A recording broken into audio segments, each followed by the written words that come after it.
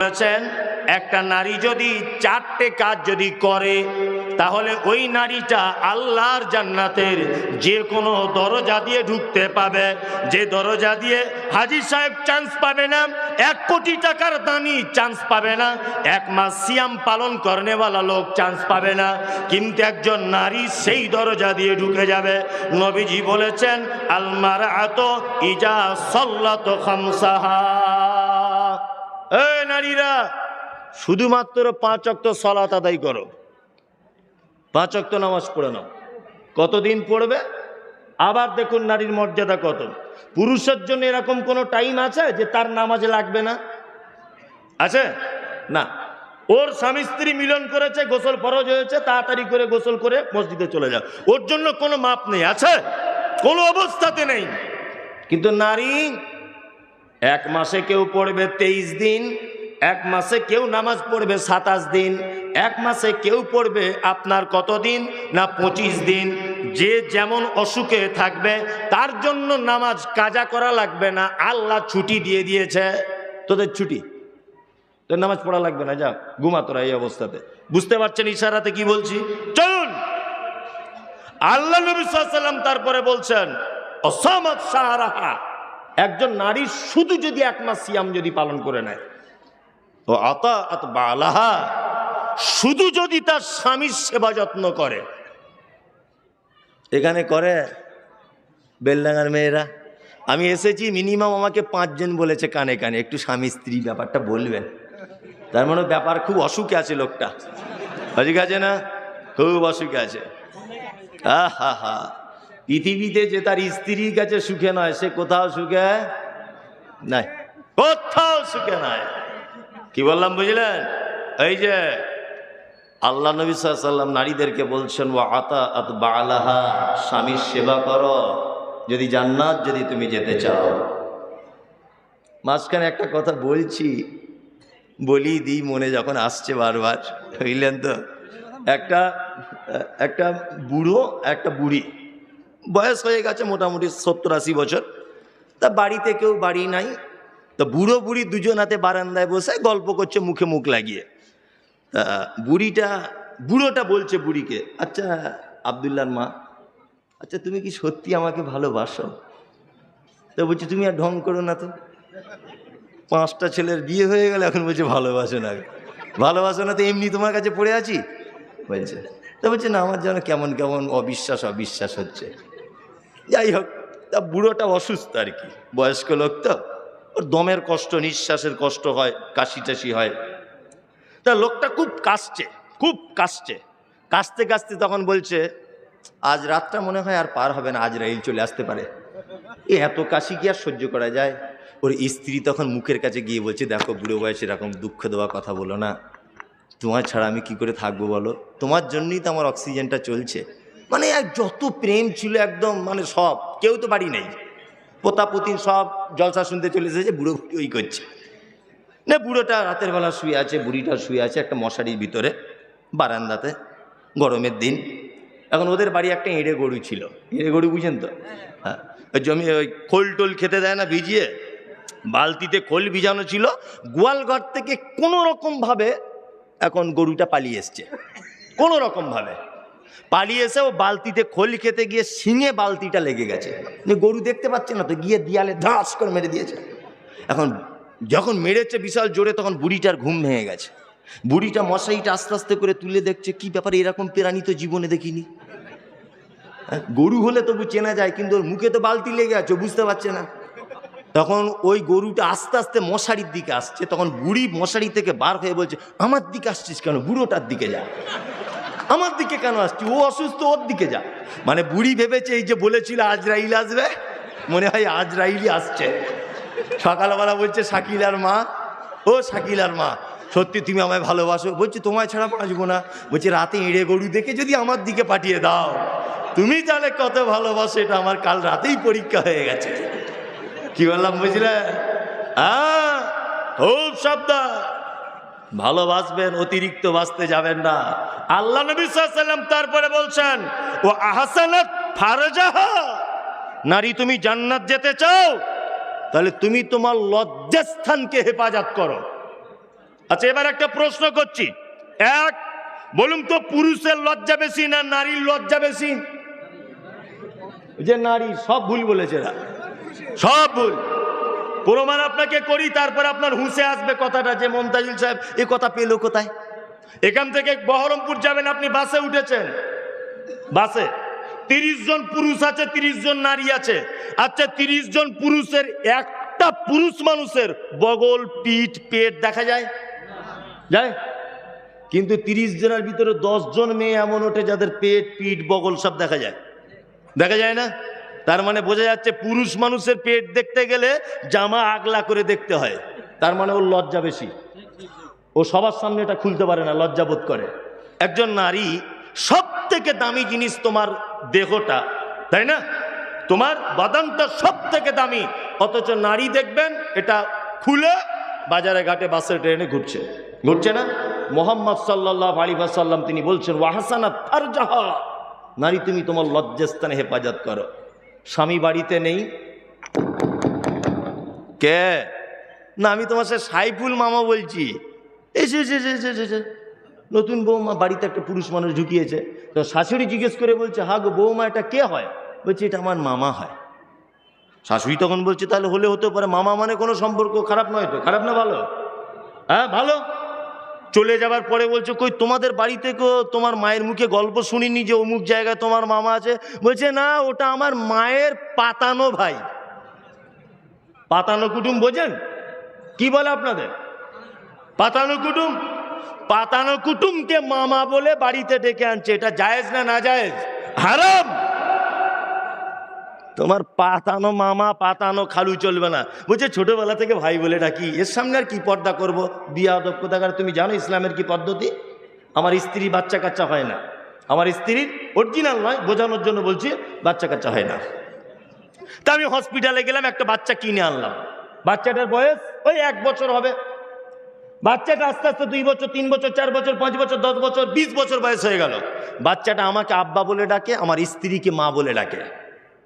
1 বছরের বাচ্চা কুড়িয়ে নিয়ে এসেছি বা কিনে নিয়ে এসেছি, আমার স্ত্রীকে মা বলে আর আমাকে আব্বা বলে। ছেলেটার ভিতরে যৌবন চলে এসেছে, গোঁপদারি উঠে গেছে। আচ্ছা বলুন তো, আমার স্ত্রী তার সামনে দাঁড়িয়ে ডাইরেক্ট কথা বলতে পাবে না মাঝখানে সরেই পর্দা থাকবে? পর্দা থাকবে, ইয়েস। তার মানে মা বলে যে ছেলেটা ডাকছে তাকেও পর্দা করতে হবে। ওই নারীটা, অর্থাৎ আমার স্ত্রীর সঙ্গে ওই পুরুষের পর্দা থাকতো না যদি ওই বেটা ছেলেটা আমার স্ত্রীর শিশু অবস্থায় দুধ পান করত, তাহলে পর্দা থাকতো না। কিন্তু দুধ পান করেনি, এই ক্ষেত্রে চলবে না। অনেক মানুষ এরকম আছেন, শ্বশুর বাড়িতে ঘর জামাই আছে না, দীর্ঘদিন ঘর জামাই থাকার পরে ও শ্বশুরের নামে আই কার্ড, আধার কার্ড সবকিছু করে নিয়েছে। এরকম লোক খুঁজে পাওয়া যায়। কেউ যখন জিজ্ঞাসা করছে তুমি কার বেটা, হ্যাঁ কার বেটা, বলছে আমি দেবকুণ্ডুর আব্দুল্লাহর বেটা, কিন্তু ওর বাড়ি বেগুন বাড়িতে। ভালো করে বুঝবেন, দীর্ঘদিন এই দেবকুণ্ডুতে থাকে বলে বলছে আমি দেবকুণ্ডুর আব্দুল্লাহর বেটা। এটা হারাম। পিতার পরিচয় পাল্টে দেওয়া, অন্য কাউকে পিতার পরিচয় দেওয়া, এটা ইসলামে হারাম। কি বললাম বুঝলেন? ঠিক তেমন ও ছোট থেকে মা বলে ডাকলে কি হবে, কিন্তু ও তো অরিজিনাল মা নয়, দুধ পান করেনি, পর্দা করা লাগবে। খুব কঠিন। তোমার নিজের মামা তোমার বাড়িতে আসবে, তোমার স্বামী বাড়ি নেই, অসুবিধা নেই। তোমার বোনের বেটা আসতে চাইছে, অসুবিধা নেই। তোমার ভাইয়ের বেটা আসতে চাইতে অসুবিধা নেই। তোমার আপন চাচা তোমার স্বামী বাড়ি নেই, তোমার বাড়িতে আসতে চাইছে, অসুবিধা নেই। তোমার আপন মামা আসতে চাইছে, কোনো অসুবিধা নেই। তোমার আপন নিজের ভাই আসতে চাইছে, কোনো অসুবিধা নেই। তোমার দাদু নিজের আসতে চাইছে, কোনো অসুবিধা নেই। তোমার আপন নানা আসতে চাইছে, তোমার স্বামী বাড়ি নেই, তোমার বাড়িতে কোনো অসুবিধা নেই। এই কজন লোক ছাড়া তোমার স্বামীর অনুপস্থিতিতে তোমার বাড়িতে কেউ প্রবেশ করতে পাবে না। তাহলে জান্নাতে যাবার মতো নারী 4টে কাজ আল্লাহ নবী সাল্লাল্লাহু আলাইহি ওয়াসাল্লাম বলছেন, ফাতাদখুল মিন আইয়াবুয়াবিল জান্নাতে সাব। শোনো, জান্নাতে শুধু নারী যাবে না এই 4টে কাজ করলে, যে কোনো দরজা দিয়ে ঢুকে যেতে পারে, যে কোনো দরজা। কিন্তু নারীদের বিপরীত দিকও আল্লাহ নবী সাল্লাল্লাহু আলাইহি ওয়াসাল্লাম অনেক খাতারনাক কথা বলেছেন। বলেছেন না? বিশ্বনবী বলেন, যে রাতে মিরাজ হলো বিশ্ব নবীজির, নবী বলে জাহান্নামে মহিলাদের ভিড়। যে রাতে মিরাজ হলো বিশ্ব নবীজির, নবী বলে জাহান্নামে মহিলাদের ভিড়। একজন মহিলা বলে, বিশ্ব নবীজিরে কোন কারণে বেশিরভাগ যাব জাহান্নামে? প্রথম কারণ হলো অধিক নারীগণ, অল্প ধনেতে তাদের ভরে না কমন। দ্বিতীয় কারণ হলো শোনো সমাচার, না শুকরিয়া করে ওগো স্বামীকে তাহার। গীবত যে করে তারা এক অপরের তরে, এহেন কারণে নারী যাবে জাহান্নামে। বিশ্বনবী বলছেন, মিরাজের রাত্রিতে আমি জান্নাতের দিকে দেখলাম, শুধু যেন গরিব মানুষেরা, অসহায় মানুষেরা তারা যেন জান্নাত দখল করে বসে আছে, আর জাহান্নামের দিকে তাকিয়ে দেখলাম শুধু যেন নারীরা অধিকাংশ, আর অহংকারী ধনী লোকেরা তারা যেন সব জাহান্নাম দখল করে আছে। বিশ্বনবী ফেরত এলেন, বক্তব্য রাখতে রাখতে বলছেন, ইয়া মাশারান নিসা তাসাদ্দাকনা তাসাদ্দাকনা তাসাদ্দাকনা, হে জগতের যত নারীরা তোমরা বেশি করে সাদকা করো, কারণ আমি এইমাত্র তোমাদেরকে জাহান্নামের ভিতরে দেখে এলাম। একজন নারী বলছেন, আল্লাহর নবী আপনি জাহান্নামে নারীদেরকে দেখলেন, তার কারণগুলো বলুন, কোন কোন কারণে জাহান্নাম যাব? এক, প্রথম কারণ হলো অধিক নারীগণ, অল্প ধনেতে তাদের ভরে না কমন। অল্প জিনিসে মন ভরে না। না, বেলডাঙ্গার এদিকের মেয়েদের ভরে, আমাদের ওদিকে ভরে না। ভরে? এ বাবা, কঠিন অবস্থা, বুঝলেন তো? কঠিন। জীবনের মন ভরাতে আপনি পারবেন না। দুই নম্বর, স্বামীর অকৃতজ্ঞ। পৃথিবীতে একটা প্রাণী আছে, তার নাম নারী, যার খায় তার বদনাম করে। কি বললাম বুঝলেন? যার খায় তার বদনাম করে। এর মর্যাদা অনেক বেশি, কিন্তু এই ব্যাপারগুলোতে দুর্বলতা অনেক বেশি। আপনার গাছে একটা কাঁঠাল হয়েছে, কাঁঠালটা স্বামী স্ত্রী দুজনা বসে বসে খাচ্ছেন, খুব মিষ্টি। তা আপনার বউকে বলছেন, সাবিনা খুব মিষ্টি বলো। ও দেখবেন একবারও বলবে না, ও ডাইরেক্ট বলবে, বেশি ফটর ফটর করো না। আমার আব্বাদের গাছের দক্ষিণ মাঠের ওই যে গাছটা, ওর মতো মিষ্টি করতে হবে না। তো বলবে না? এটা নারী। আপনার খাবে, বাপের প্রশংসা করবে। 3, গীবত, পরনিন্দা। এই কারণে নারী কোথায় যাবে? জাহান্নাম। এই যে জলসা শুনতে এসেছে, সব বোরকা পরে আর ওড়না পরে, ভাবছেন কি ফেরেশতা? বসে বসে কি করছে দেখেন। বুবু একটা কথা বলবো তোমাকে। বলছে কি বলো? বলছে আল্লাহর কসম বলো, কাউকে বলবে না। বলছে আমার মরা নানির কসম করে বলছি, কাউকে বলবো না, বিশ্বাস করে বলো। তা বলছে মমতাজুল ইসলামের বেটা আর ওই আবদুল্লাহর বেটি, শুনেছো কি ঘটনা?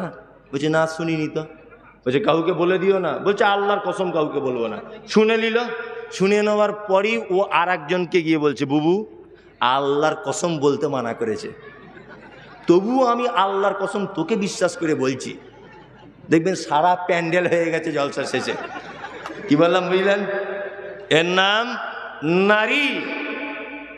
এদের অনেক খারাপ দিকও আছে, যেগুলো বললে আপনারা বসে থাকতে পারবেন না এখানে।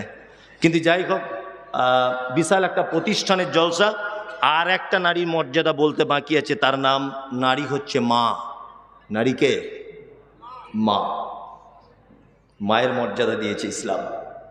বিনীত অনুরোধ, যারা নড়াচড়া করছেন তারা নড়াচড়াও আর করিয়েন না। এবার আমি একটা খুব গুরুত্বপূর্ণ কথা সব জায়গাতে বলি, আজকেও আপনাকে এই কথাটা অবশ্যই আমি বলবো, আর এটা বলার খুব প্রয়োজন। বর্তমান আব্বা মায়েরা সেবা যত্ন পাচ্ছে? পাচ্ছে না? পাচ্ছে? আব্বা মায়েদেরও কিছু দোষ আছে, সে দোষগুলো একটু বলে দিই।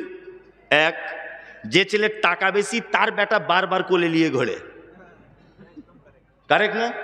একদম। যে ছেলের একটু অবস্থা ভালো, সেই ছেলের বউকে বারবার বৌমা বৌমা করে ডাকছে, ও বড় লোকের বেটি। আর একটা বৌমা হয়েছে গরিব লোকের বেটি, শাশুড়ি অত পাত্তা দেয় না, বাপের বাড়ি থেকে কিছু আনতে পারিনি। এরকমও শাশুড়ি আছে না নেই? আছে, আছে। বর্তমানে বাপ মায়েরা অপমানিত, লাঞ্ছিত, হেয় প্রতিপন্ন। তার একটা কারণে, সব থেকে বড় কারণ হচ্ছে এই যে আমরা বাড়িতে ভালো মা আনতে পারিনি। মোহাম্মদ সাল্লাল্লাহু আলাইহি ওয়াসাল্লাম বলেছেন, তোমার বেটাকে যখন বিয়ে দেবে তুমি তখন 4টে গুণ দেখো একটা নারীর ভিতরে। এক হচ্ছে তার সৌন্দর্য আছে কিনা দেখো, তার মাল আছে কিনা দেখো, তার বংশ ভালো কিনা দেখো, 4 দিনদারিতা আছে কিনা দেখো, তাই না? হ্যাঁ। বেটার বহু দেখতে গেছেন, গিয়ে মেয়েটাকে বলছে, মা তোমার নাম কি? বলছে আমার নাম শেফালি খাতুন। শেফালি খাতুন? বলছে হ্যাঁ, খুব চমৎকার নাম। তোমরা কটা ভাই বোন? বলছে আমি বাপের এক বেটি। তোমার আব্বা কি করে? বলছে একদম মেন রোডের ধারে বেলডাঙ্গাতে 4টে দোকান আছে কাপড়ের। মানে বুড়ো তখন ভাবছে যে ওরে বাবা, যদি এই মেয়েটা বৌমা হয় তাহলে 4টে দোকান, ওর বাপ মরে গেলে আমার বেটা পেয়ে যাবে। বুঝলেন না? এরকম লোক আপনাদের দিকে নেই, আমাদের দিকে আছে। আপনাদের দিকে আছে? রে বাবা, ওটা আপনাদের মুখ থেকে বলাতে চাচ্ছি আমি বললে বিপদ হয়ে যাবে যে আমাদের মৌলী সাহেব বদনাম করে দিয়েছে। নিয়ে বলছে মা কতটা পড়াশুনো করেছো মা? তো বলছে আমি পড়াশুনো উচ্চ মাধ্যমিক দিয়ে বসে আছি। বলছে আর কেন যাচ্ছ না? বলছে আব্বার ব্যবসা বাণিজ্য হিসেবপত্র করি, সব ঠিক আছে, সব ওকে। তারপরে আবার